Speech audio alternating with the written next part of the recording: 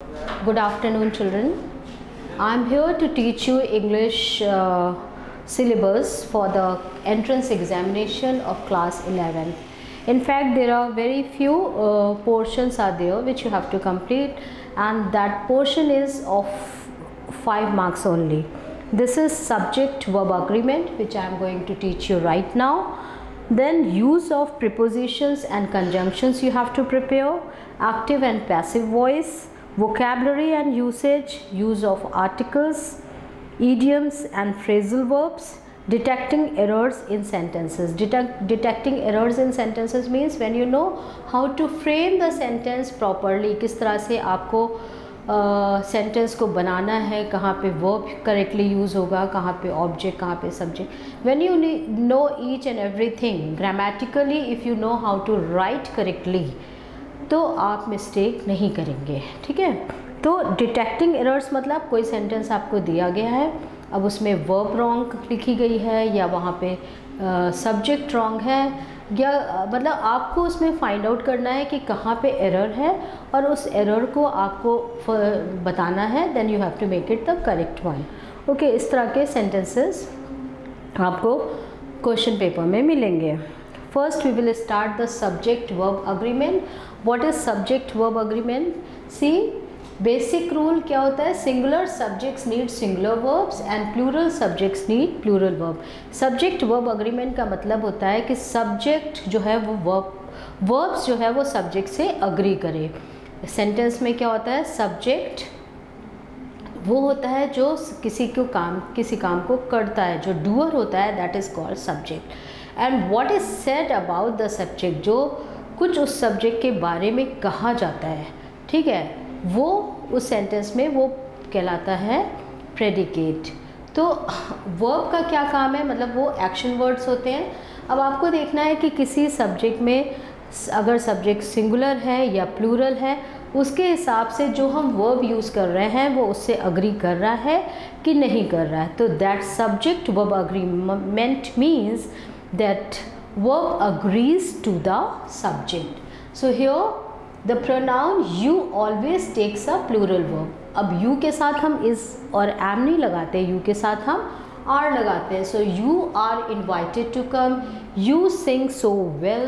अब simple present tense में आपको पता है कि वर्ब की बेस फॉर्म हम लगाते हैं, और अगर सब्जेक्ट सिंगुलर होता है तो हम एस और एस लगाते हैं, अगर नहीं होता है तो हम नहीं लगाते. आई यू वी के साथ भी हम नहीं लगाते. तो यहाँ पे क्योंकि यू है इसलिए हमने एस और एस नहीं लगाया. तो pronoun you always takes a plural verb. What is next?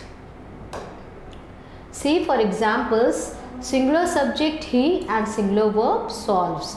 He solves. Plural subject they and plural verb solve. They solve. Now next is the subject and verb must agree in number also. Like John drives carefully along the highway. This John is driving. He drives carefully along the highway. Many men today drive their own cars. अब यहाँ पे कई सारे लोग हैं, एक इधर है एक इधर है. तो many men टुडे ड्राइव, जब प्लूरल होगा तो हम S or S present tense में नहीं लगाएंगे, तो हम base form of the verb लगाएंगे. Then it is drive their own cars. Okay, what is next? See, don't get confuse by the words that come between the subject and agreement. The detective who was called to the case is usually very good. इसके बीच में क्या दिया है उससे हमें मतलब नहीं है. हमें किस चीज़ से मतलब है?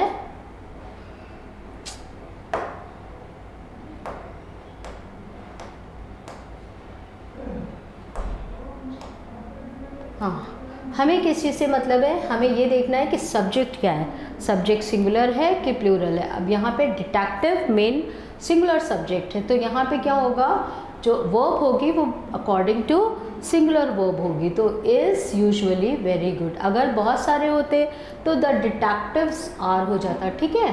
तो who was called to the case मतलब यहाँ इसके बारे में बताया गया है डिटेक्टिव, लेकिन आपको उससे मतलब नहीं है. आपको बस ये देखना है कि सब्जेक्ट सिंगुलर है कि plural, and accordingly you have to use verb. What is prepositional phrases? Prepositional phrases between the subject and verb usually do not affect the agreement. The biker in this race is very competitive. अब in this race ये जो portion है ये कहलाता है, ये prepositional phrase है. In this race, okay, इतना. This is prepositional phrase. तो आपको इससे मतलब नहीं है, आपको देखना है सब्जेक्ट क्या है. सब्जेक्ट है the biker. The biker is very competitive because singular person is there, that's why is used. See, if the sentence starts with here or there, the subject will always be placed after the verb. There is a meeting today. Subject अगर here और there से start हो रहा है तो मतलब beginning में here और there है तो सब्जेक्ट कहाँ पे यूज़ होगा? Subject will always be placed after the verb, verb के बाद होगा. लाइक इज वर्ब है, उसके बाद सब्जेक्ट क्या है? A meeting. here are the results. The meeting, the results are meeting, these are the subjects. So accordingly you have to use verb here. There is, here are, क्योंकि results plural है इसलिए आपने यहाँ पे are लगाया. ठीक है. If two subjects are joined by and they typically required a plural verb, the puppy and the lady are friends. अब two subjects हैं. One is the puppy and the other one is lady. When two subjects are there, we have to use the plural form of the verb. Are is used here. Got it? Now, if both subjects are singular and connected by or, nor, neither, nor, either or, and not only but also the verb is singular. जब either or, neither, nor, not only but also हम use करते हैं तो हम singular verb का इस्तेमाल करते हैं. Not only the guitar player but also the drummer was soaked with sweat. ठीक है. अब देखिए नॉट ओनली यहाँ पे यूज़ हुआ, इधर क्या हुआ? But also. जब हम इस तरह के वर्ड्स यूज़ कर रहे हैं, not only the guitar player but also the drummer, मतलब इधर गिटार प्लेयर ही नहीं but also the drummer was soaked with sweat. तो आपको singular form of the verb लगानी है was. Got it? Next, if both subjects are plural and connected by the words or, nor, neither, nor, either or, and not only but also the verb is plural. अगर दोनों subject plural हैं, जैसे कि cookies और brownies, ये क्या है? Plural form है. क्या है ये? प्लूरल. अगर ये प्लूरल हैं, कुकीज़ और ब्राउनीज़ दोनों प्लूरल हैं, तो हमें plural form of the verb लगानी है. ठीक है. What is next? If one subject is singular and one is plural. ऐसे भी सेंटेंसेस आते हैं जब एक सब्जेक्ट सिंगुलर होता है और दूसरा प्लूरल होता है, तो हमें ये देखना है कि वर्ब के नेक्स्ट कौन सा सब्जेक्ट है, सिंगुलर है कि प्लूरल है. For example here either my sisters or my mom. My mom is singular. ठीक है. अब ये सिंगुलर है इसलिए हमने इसके बाद हम कौन सा वर्ब यूज़ करेंगे? Singular. Has sent me a present. Not only Bob but also the Smiths. Smiths मतलब कई लोग, स्मिथ फैमिली के मेम्बर्स जो हैं they are called Smiths. So the Smiths want some hamburgers for supper. तो ये because it is plural, so we have to use plural form of the verb. Got it? Now what is next? Check here. Units of measurement usually use a singular verb. 6 gallons of paint was used on the house. मतलब paint कितना लग गया? 6 gallons painting में. $5 is too much for a cup of coffee. So here 6 gallons, $5, these are the units of measurement, and for that we always use a singular form of the verb. Got it? Next is collective nouns. Collective noun, the collection of persons और things is called collective noun. तो जो collective nouns हैं उनमें हम singular form use करते हैं। Like the herd is stampeding, herd आपको पता है, द ग्रुप ऑफ काउस, ठीक है, ग्रुप ऑफ बफलोज, ये सब हर्ड है। The class, the group of students is called class, the class was ready for the test. तो हर्ड और क्लास, ये जो ग्रुप ऑफ वर्ड है, या शोल ऑफ फिश, या the army is very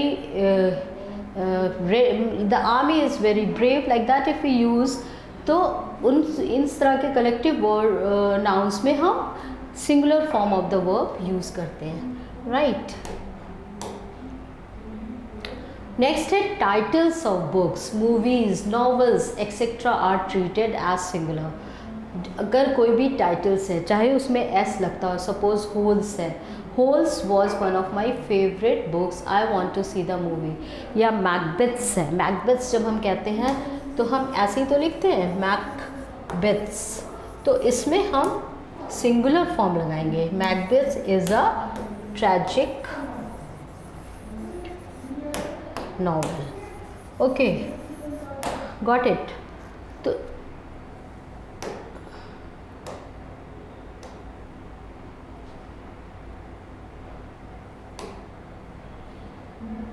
two infinitive separated by and take a plural verb, to run and to read। infinitives क्या होता है, टू प्लस वर्ब जो पर्पस को शो करता है, ठीक है, वो कहलाता है इन्फिनेटिव्स। तो अगर कोई इन्फिनेटिव्स है like to run and to read और टू स्टडी और टू वर्क, ठीक है, ये सब इन्फिनेटिव्स हैं। तो जब टू इन्फिनेटिव्स हैं तो हम उसमें क्या लगाएंगे, plural form of the verb लगाएंगे, got it. To run and to read are my two favorite free time activities. Now what is next?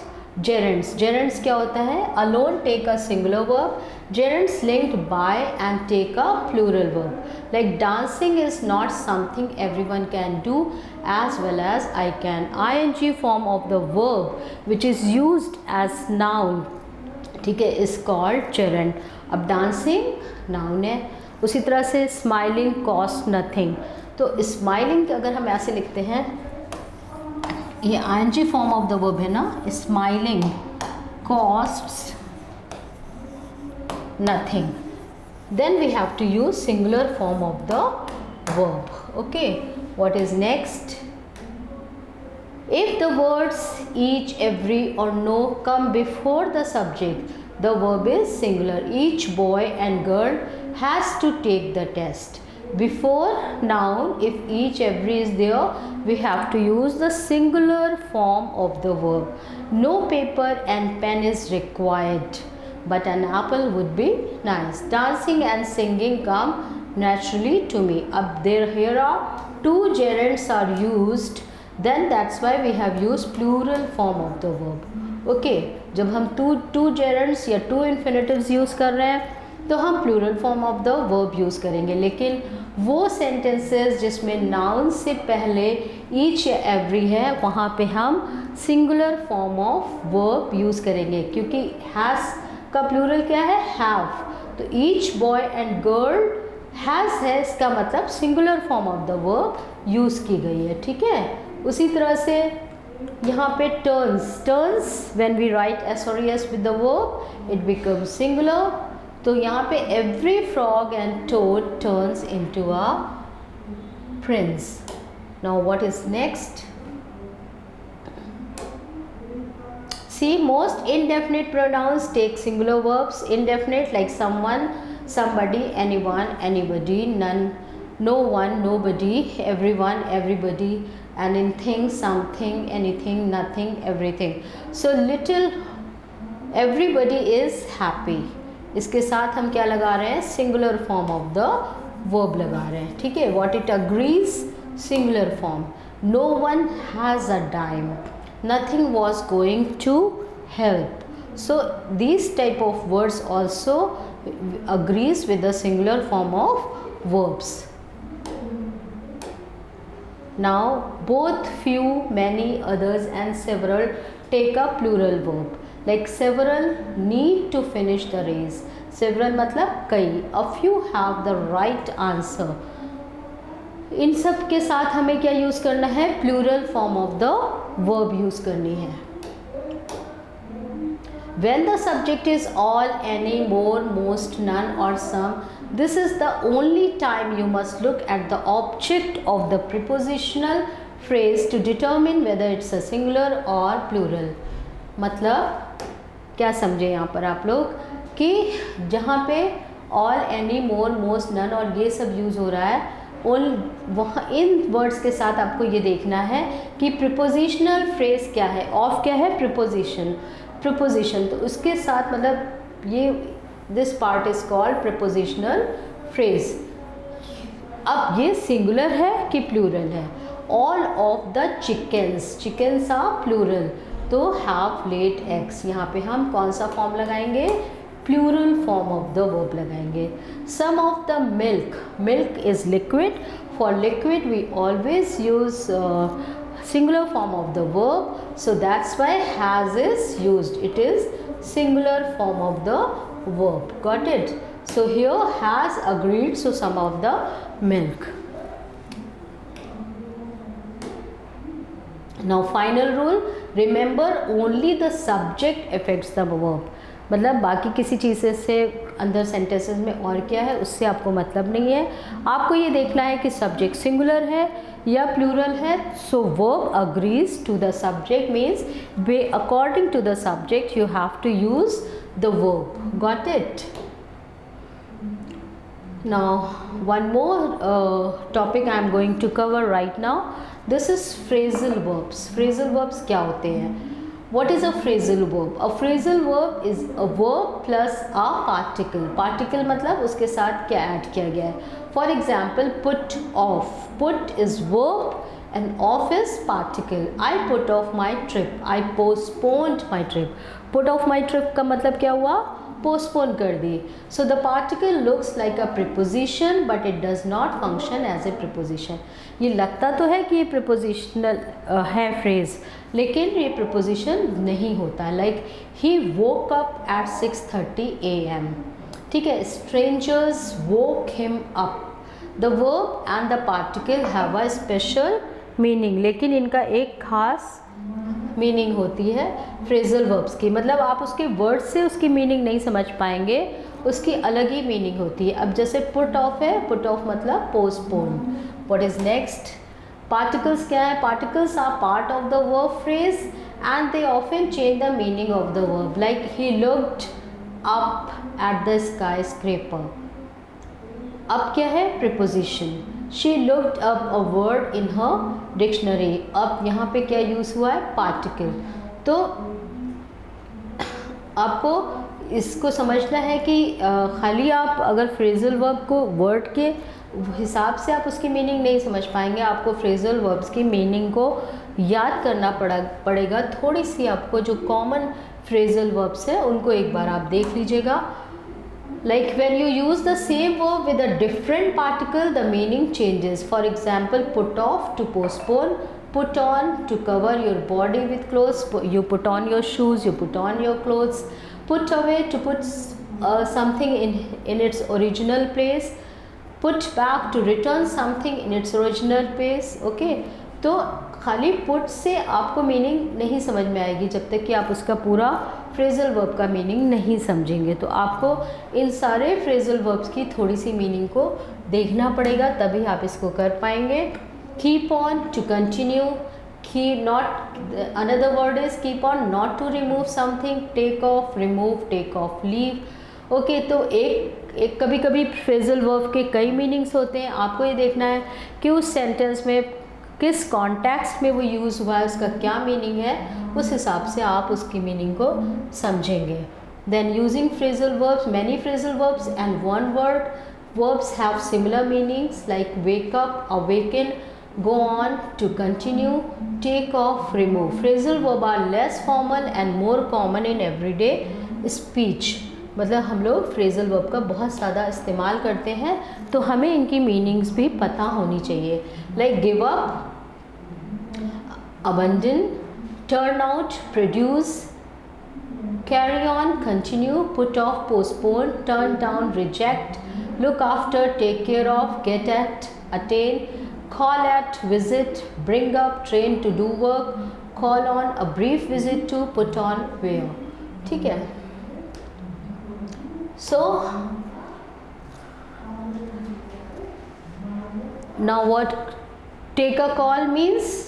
Take a decision. Now it's you have to take a call that how you will work, how you will study. You have to learn phrasal verbs. कोई भी grammar book में आप उठा लीजिए, और if possible even I'll try to send you a phrasal verbs word meaning list, okay, through DPP. I'll send it to you, so you just go through it, you just have a look, so it will be helpful for you.